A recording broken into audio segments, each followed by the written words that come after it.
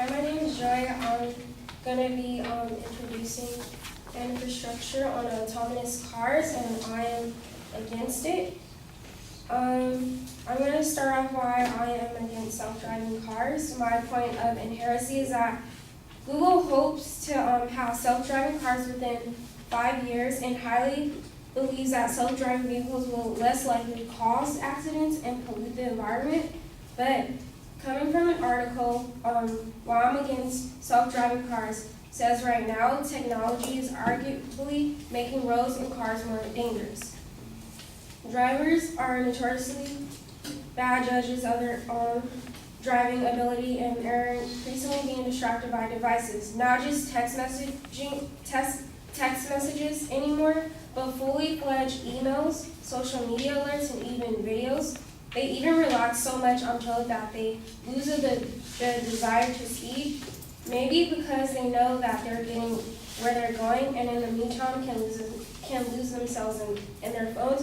And I just think that's really kind of dangerous, because what if the car stops? And moving on to the next one, this one is from a different article, which comes from Daily Impact of Self-Driving Cars in the United States. It says, as the self-driving vehicles become popular, states will start to lose revenue that will usually obtain from traffic violations. In Virginia, for example, the state received $101 million from issuance of citations. One might think this revenue went to programs whose costs will have to be covered in other ways. However, Virginia actually uses this money to fund the courts and driver education programs, neither of which will be relevant if the cars are doing the driving. So that means that companies are also going to be losing their businesses, their jobs, and we're putting so much money into these autonomous cars where money can be used for something else, like education, for example, since our public schools are kind of lacking. And my point of significance of consequences is that Americans are going to be free-spirited, like I said, to do whatever they want, and malfunction of technology is going to some likely occur at some point. And my solvency, coming from an article, says, will self-driving cars change the rules of the road? As self-driving cars become more common, there will be a flood of new legal questions, which are taking place right now. If a self-driving car gets into an accident, the human who is co-pilot may not be fully at fault. He may even be an injured party. Whom should someone hit by a self-driving car be able to sue? The human in the self-driving car are the car's manufacturer. New laws will have to be written to sort all of this out. So this is putting pressure on the DMV places where they have to come together and change all these laws, and then it's going to complicate people that want to get their license. That's going to also take effect, because now they're saying that you don't have to get a license. So it's like that person's not going to have experience driving. And that can mess up on insurance claims too. And another article says, coming from no one understands the scariest, most dangerous part of a self-driving car. My evidence is that people worry about the wrong things when it comes to safety of autonomous cars, says Clifford Nass, a Stanford University professor and director of the ROSE program and Interdisciplinary Research Center. There are going to be times where the driver has to take over, and that turns out to be far the most dangerous and totally unsteady issue. And there should be a way for a human to intervene if the car does stop, if a system does fail, because they're saying that they're making autonomous vehicles with no pedals, no steering wheel, and no brakes, and that's really kind of scary. And there's also no stereo system.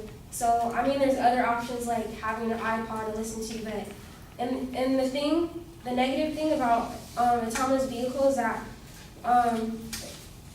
they're making autonomous vehicles right now just two-seated, and they hopefully hope to have autonomous vehicles out by within 5 years, by 2020, I believe.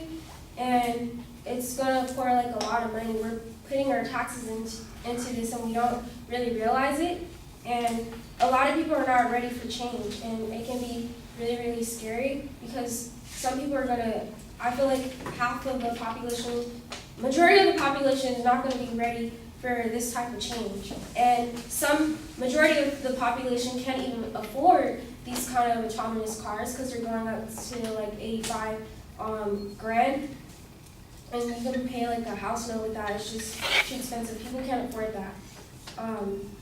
And coming from Google, new self-driving car doesn't have a steering wheel, like I said. They don't have a steering wheel, accelerator, pedal, or brake because they don't need them.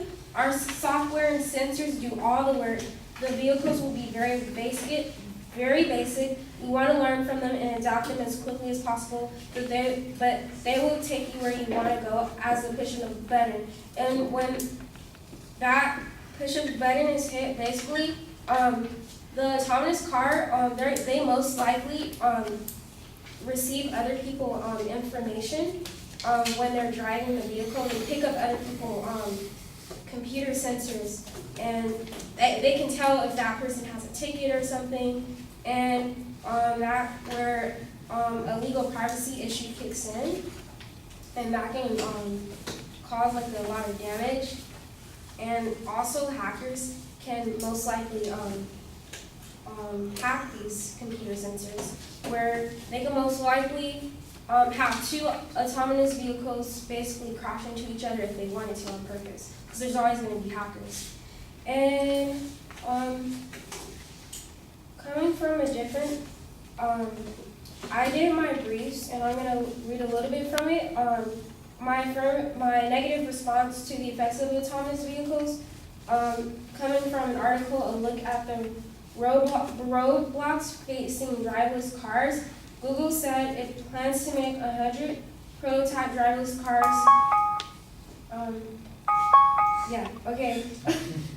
But the cars are far from perfect. Google isn't fully confident they can drive themselves in rain or fall, and they never driven in snow. They don't turn right on red, and they only can go on roads or freeways that Google has charted in far greater detail than the maps found on its public site. So there is a lot of complication, and I feel like Google is really contradicting themselves at this point when I just read from the evidence of one of my briefs. Basically that they can't really drive on the streets, so that's going to make it harder because there's more traffic on the streets than on the freeways, and people need to be able to drive on the streets. So I just think we should stick to like driving our own manual vehicles and just be more aware and safe. So that's my constructive negative side. Thank you.